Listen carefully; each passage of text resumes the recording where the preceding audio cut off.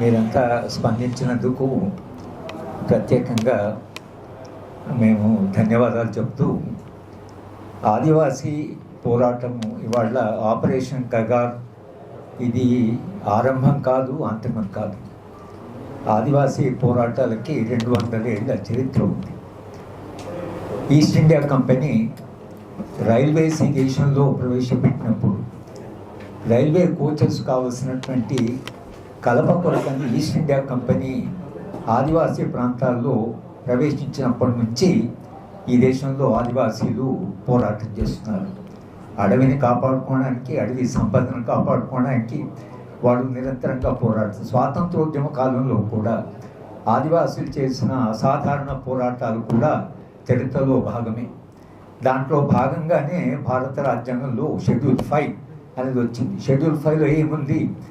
ఆదివాసీల హక్కులను ప్రత్యేకంగా కాపాడుతారని, ఆదివాసీల యొక్క అనుమతి లేకుండా రాజ్యము అడవిలోకి ప్రవేశించలేదని, ఆదివాసులకు ప్రత్యేకమైన హక్కులు ఉన్నాయి భారత రాజ్యాంగంలో. అలాగే తర్వాత కాలంలో ఆదివాసీ పోరాటాలు కొనసాగిన దానికి స్పందనగా భిన్నమైనటువంటి చట్టాలు వచ్చాయి.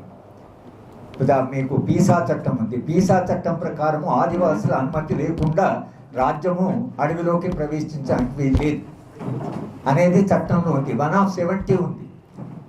ఆ తర్వాత మీకు ఫారెస్ట్ రైట్స్ యాక్ట్ ఉంది. అది 2013లో వచ్చింది ఫారెస్ట్ రైట్స్ యాక్ట్. అంటే ఇన్ని యాక్ట్స్ ఎందుకు వచ్చాయి? ఆదివాసులు నిరంతరంగా పోరంటే రాజ్యము ఎక్కడో దానికి స్పందించి మీ హక్కులను కాపాడుతాం అని భిన్న సందర్భాల్లో చట్టాలు పాస్ చేసినటువంటి చరిత్ర భారతదేశానికి ఉంది. ఇప్పటి కూడా చట్ట ప్రకారము ఆదివాసుల అనుమతి లేకుండా వాళ్ళు అడవిలోకి ఎవరు ప్రవేశించడానికి వెళ్ళలేదు. నిజంగా వేదాంత కంపెనీ ఒరిస్సాలో వెళ్దామన్నప్పుడు 12 గ్రామాల్లో, ఆదివాసీ గ్రామాల్లో వాళ్ళు రెజల్యూషన్ పాస్ చేసి వేదాంత రావడానికి మేము అంగీకరించామంటే వేదాంత వెనక్కిపోవాల్సి వచ్చింది. ఈ చరిత్ర కూడా దాంట్లో భాగమే. ఇవాళ నూతన ఆర్థిక విధానం పేరు మీద వస్తున్న ఈ కార్పొరేట్ అభివృద్ధి నమూనా ఇది చాలా అమానుషమైన అభివృద్ధి నమూనా, ఇది అమానవీయమైన అభివృద్ధి నమూనా. కనుక వాళ్ళు ఇవాళ మేము అడవిలోకి వెళ్ళి మొత్తంగా అడవిలో ఉండేటువంటి సంపదను ఇస్తామని ఇంతకాలంగా రాజ్యము ఆదివాసుల అభివృద్ధి గురించి, ఆదివాసుల రక్షణ గురించి, ఆదివాసుల హక్కుల గురించి మాట్లాడారు. కానీ ఇవాళ రాజ్యం, ముఖ్యంగా ఛత్తీస్గఢ్ ముఖ్యమంత్రి గారు స్పష్టంగా ఎకనామిక్ టైమ్స్కి ఇచ్చిన ఇంటర్వ్యూలో ఏం చెప్పారంటే, మేము ఛత్తీస్గఢ్లో ఉండేటువంటి సంపద, కనీస సంపదని కార్పొరేట్లకు అప్పచెప్తాం. ఇక దీంట్లో ఏమీ మీకు అనుమానం లేదు, అప్పచెప్తాం. ఎవరు అడ్డం వచ్చినా మేము వాళ్ళని తొలగిస్తాం, చెట్లు కొట్టేస్తాం, నరుకుతాం, ఎవరైనా అడ్డం వస్తే వాళ్ళని తీసేస్తామని ఆయన స్పష్టంగా తన ఇంటర్వ్యూలో చెప్పాడు. కార్పొరేట్లు అడవిలోకి ప్రవేశించి కనీస సంపదను కార్పొరేట్కి ఇస్తామని అనడానికి అసలు ఇవాళ మీకు చట్ట ప్రకారం అయితే అధికారం లేదు. మీరు ఆదివాసుల అనుమతి తీసుకోవాలి. ఆదివాసీలు తమ మన్న కొరకు పోరాటం చేస్తున్నారు.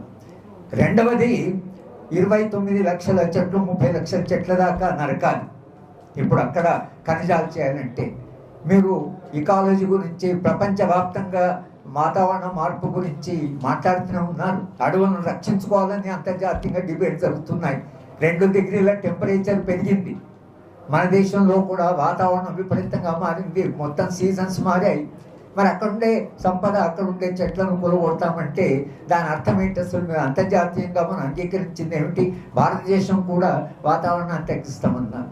చెట్లను నరుకుతామని అనడం ఏంటి? అసలు ఖనిజాలని కార్పొరేట్కి అప్పచెప్తామనడం ఏంటి? నిజానికి లాటిన్ అమెరికన్ దేశం యొక్క అనుభవాన్ని చూస్తే, బొలివియా అనే దేశంలో వాడు ఖనిజాలన్నీ కార్పొరేట్కి అప్పచెప్తే దాన్ని బొందలగడ్డగా మార్చి ఇవాళ బొలివియాలో బతకడానికి కూడా అంటే బతకడానికి కూడా అవకాశం లేనట్టు ఒక పరిస్థితి కల్పించారు. ప్రపంచవ్యాప్తంగా జరుగుతున్న విధ్వంసం ఏదైతుందో, ఈ అడవులు నరకడము, అడవులని చేయడము, ఖనిజ సంపద మనమే చివరి తరం కాదు కదా. ఇవాళ ఛత్తీస్గఢ్ ముఖ్యమంత్రి మేము చాలా తొందరగా ఖనిజాలతో ఎందుకంటే దేశము అభివృద్ధి చెందాలి అని అంటున్నాడు. ఆయన అభివృద్ధి చెందింది, బాగానే అభివృద్ధి చెందింది. $44 బిలియన్ వచ్చి వాళ్ళు 44 లక్షల కోట్ల నుంచి ఇవాళ 200 కోట్ల దాకా సంపద పెరిగితే, సంపద దేని కొరకు పెరగాలి?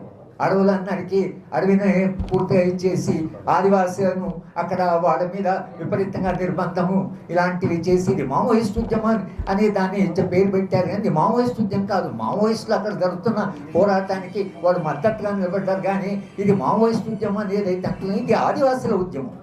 తమ ఖనిజాలను కాపాడుకుని, తమ అడవిని కాపాడుకుని, తమ సంపద కాపాడుకుని జరుగుతున్న ఉద్యమం ఇది. 200 ఏళ్ళుగా జరుగుతున్న ఉద్యమం. ఇవాళ మొత్తంగా మేము ఈ 26వ తారీఖు మార్చికి అంతం చేస్తామంటే ఆదివాసులు తమ నేల కింద ఉండే భూమిని తవ్వుతున్నప్పుడు, తమ చుట్టూ ఉండే అడవిని తవ్వుతున్నప్పుడు అది వాళ్లకు లైఫ్ అండ్ డెత్ క్వశ్చన్. అది వాళ్ళకి చావు బ్రతుకుల సమస్య. కనుక మనిషి తన చావు బ్రతుకుల సమస్య ఉన్నప్పుడు తప్పకుండా ఏదో ఒక పోరాటం చేస్తుంటాడు. మీరు మావోయిస్టులని అంతం చేస్తామని అంటున్నారు, కానీ ఆదివాసులను ఏం చేస్తారు? మా ఆందోళనల్లో అక్కడున్న అమాయకులైన ఆదివాసులు, అడవిని నమ్ముకొని జీవిస్తున్న ఆదివాసుల భవిష్యత్తు ఏమిటి అనేది వాళ్ళు మన దేశం ముందుండే ప్రశ్న. కనుక రాజ్యము ప్రజల కొరకు, రాజ్యం మనిషి ఎందుకు అనుకున్నాడు, రాజ్యం అవసరం ఏమిటి, రాజ్యానికి ఇంత అధికారం ఎవరిచ్చారు, దానికి ఒక చట్టం ఉంటుంది. అధికారం ఉపయోగించడానికి దానికి ఒక చట్టం ఉంటుంది. రాజ్యం ఎవరితో తోచినట్టుగా ప్రవర్తించడానికి లేదు.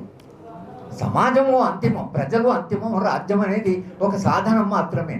కానీ రాజ్యం మొత్తంగా అధికారం తీసుకొని మేము మొత్తంగా సంపద అక్కడ వెళ్తామని అంటే 200 ఏళ్ళు జరుగుతున్న పోరాట చరిత్ర, దీర్ఘ చరిత్ర ఉన్న ఆదివాసీలు దానికి అంగీకరిస్తారా? ఆదివాసులకు మీరు కార్పొరేట్కి అప్పచెప్తామన్నారు, ఆదివాసులు అంగీకరించారా? ఆదివాసులతో మీరు నెగోషియేట్ చేశారా?